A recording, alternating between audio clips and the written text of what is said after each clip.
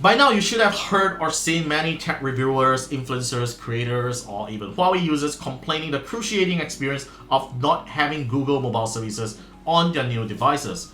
Well, I have to admit, it was a pain in the very beginning when I started using both the P40 Pro and the MatePad Pro, which both devices don't come pre-installed with Google mobile services, and here are my thoughts about it, as I'm going to show you some alternatives on how to work around on some of the services that we have got so accustomed to, and finally share my thoughts on what Huawei could have done better in this kind of situation. So here you go.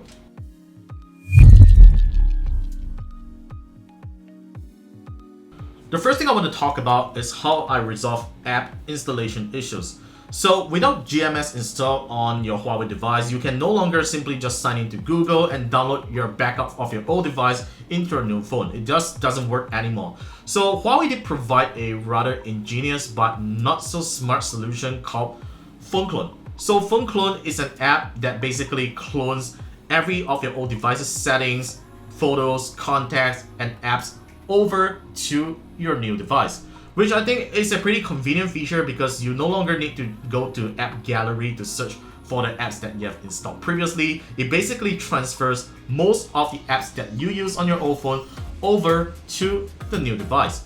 But here's the problem: when they transfer apps, they don't copy the app data over. So for instance, if you're playing games like Asphalt 9 and you have your records synchronized over to Google Play Games, which is a cloud service that saves your game data and your achievements, you can't copy that data over to the new device, so you gotta start your games around.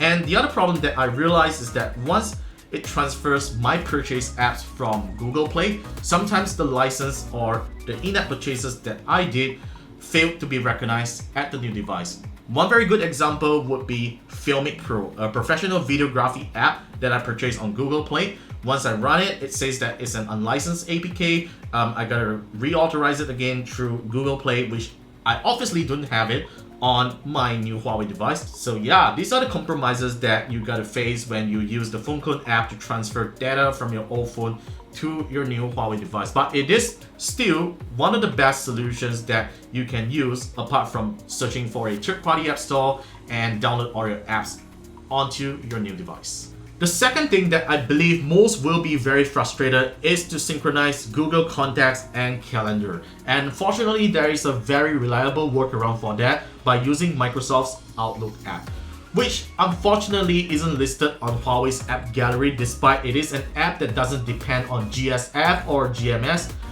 I don't know why, but Huawei, seriously, you should just include all of Microsoft's app, talk to them, include them all into App Gallery, because they are probably the best alternatives to Google's apps out there. So after installing Microsoft Outlook, you will also need to install a third-party browser such as Microsoft Edge or Google's Chrome, which thankfully the latter doesn't require GSF or GMS to work if you don't sign into your Google account. This is because the Microsoft Outlook app will require a compatible browser to sign into Google, which the built-in Huawei browser doesn't work, so you will need to use that third-party browser to log in to Google. So once you're logged into your Google account on Microsoft Outlook, all you need to do is to head on to settings, go to your account, turn on contact sync, and choose the default calendar that you want, which is your Google Calendar, obviously, and you are done. Speaking of apps, Huawei claims that there are over hundreds of Malaysians' most popular used apps available for download on App Gallery, which I can definitely testify that because most of the services that we use are already available for download on App Gallery, and I commend Huawei for making that effort really fast, because thankfully these apps that you see here, they do not depend on GSF or GMS to work. But still, App Gallery is still very limited as of now, because I believe there are certain challenges that Huawei is facing when convincing those developers to port their apps over.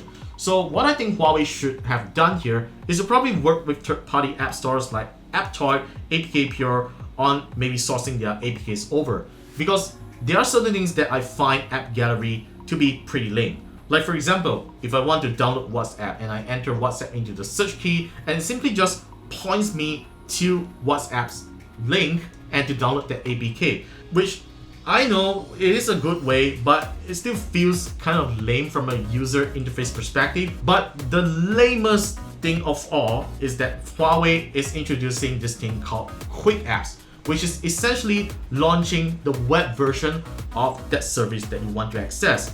To give you a very good example, so if I happen to want to access Maybank, our most popular banking app ever, so you need to go to Quick Apps and enter Maybank, which essentially tells you that, oh, this is going to a third-party website, you own all responsibility or whatever. It makes no difference. Then you head on to a web browser, enter the URL, and save that shortcut to your home screen.